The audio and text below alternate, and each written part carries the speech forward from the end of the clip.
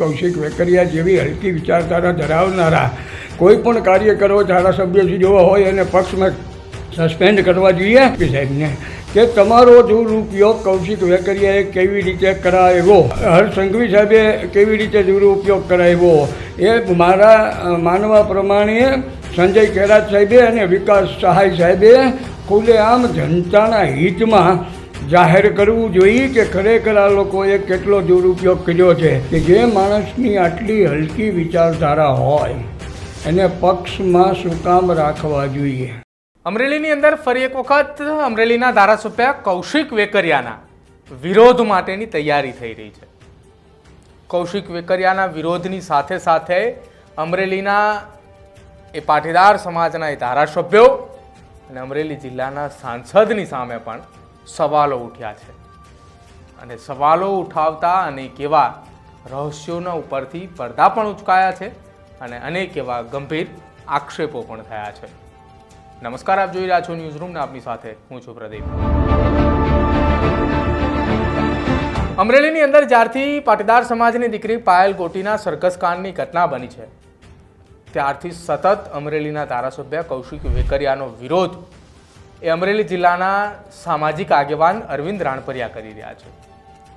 વારંવાર અરવિંદ રાણપરિયા એ કૌશિક વેકરિયાના કાર્યક્રમ હોય ત્યાં જઈને વિરોધ કરે અથવા કૌશિક વેકરિયાના વિરોધમાં તેઓ નિવેદન આપતા જોવા મળે છે। ત્યારે બાબા સાહેબ આંબેડકરની જન્મ જયંતિ નિમિત્તે અમરેલીના ધારી ખાતે કાર્યક્રમનું આયોજન કરવામાં આવ્યું છે અને એ કાર્યક્રમ દરમિયાન અમરેલીના ધારાસભ્ય કૌશિક વેકરિયા પણ ત્યાં ઉપસ્થિત રહેવાના છે। જો કે તેમની ઉપસ્થિતિની અંદર તે કાર્યક્રમ થવાનો છે અને એ કાર્યક્રમની અંદર અરવિંદ રાણપરિયાએ તેનો વિરોધ નોંધાવવા માટે પહોંચશે। શું કહી રહ્યા છે અરવિંદ રાણપરિયા એ ધારાસભ્ય કૌશિક વેકરિયાને અને અમરેલી જિલ્લાના પાટીદાર સમાજના ધારાસભ્યો અને અમરેલીના સાંસદને એ સાંભળો પહેલા। નમસ્કાર, હું અરવિંદ રાણપરિયા। વંદે માતરમ, ભારત માતા કી જય, જય ભગવાધારી। આગામી તારીખ 14ના રોજ અમરેલી જિલ્લાના ધારી તાલુકામાં પ્રોપર ધારીમાં ડૉક્ટર બાબા સાહેબ આંબેડકર જયંતિ નિમિત્તે એક કાર્યક્રમનું આયોજન કરવામાં આવ્યું છે જે કૌશિક વેકરિયાના અધ્યક્ષ સ્થાને છે। તો મારે જનતા ચોક, રાજ્ય સરકાર શ્રી અને મૌડી મંડળને એટલું જ કહેવાનું છે કે જે માણસની આટલી હલકી વિચારધારા હોય એને પક્ષમાં શું કામ રાખવા જોઈએ। સમાજને જ્યારે નડતરરૂપ માણસ હોય એને રાજકીય પ્રાવધાન શું કામ આપવું જોઈએ। મૌડી મંડળે મારી પ્રાર્થના છે આવી હલકી વિચારધારાના કોઈ પણ કાર્યકર હોય, ધારાસભ્યશ્રીઓ હોય કે મંત્રીશ્રીઓ હોય કે કોઈ પણ ઊંચા હોદ્દા સ્થાને હોય એને તાત્કાલિક રૂપે દૂર કરવા જોઈએ, પાર્ટીમાંથી સસ્પેન્ડ કરવા જોઈએ। રહી વાત આ કાર્યક્રમની અંદર જે કોઈ ઉપસ્થિત રહેવાના છે માન્ય ધારાસભ્યશ્રીઓ જેવી કાકડિયા, એણે એવું કીધેલું કે આ દીકરી અમારા વિસ્તારની નથી, એ બાબતે એને પ્રશ્નોત્તરી કરવામાં આવશે આવતીકાલે। કસવાલા જેણે ભાંગડા જ વાંચ્યા છે, ખોટું કેવી રીતે બોલવું એ બાબતે એને પ્રશ્નો કરવામાં આવશે। જનક તળાવિયા એને કોઈની દીકરીઓને કેમ ફસાવવી, કેવી રીતે એનો દુરુપયોગ કરવો અને કેવી રીતે ફેંકી દેવી। અને મને મીડિયાના માધ્યમથી જાણવા મળેલ છે કે જે દીકરી સાથે એને અન્યાય કર્યો છે, જે દીકરી સાથે એને દુર્વ્યવહાર કર્યો છે, શરીર સંબંધો બાંધ્યા છે, એનાથી કે એક દીકરીનો જન્મ થયો છે અને એ જે દીકરી ભોગ બની છે DNA ટેસ્ટ કરાવવા માટે પણ તૈયાર છે।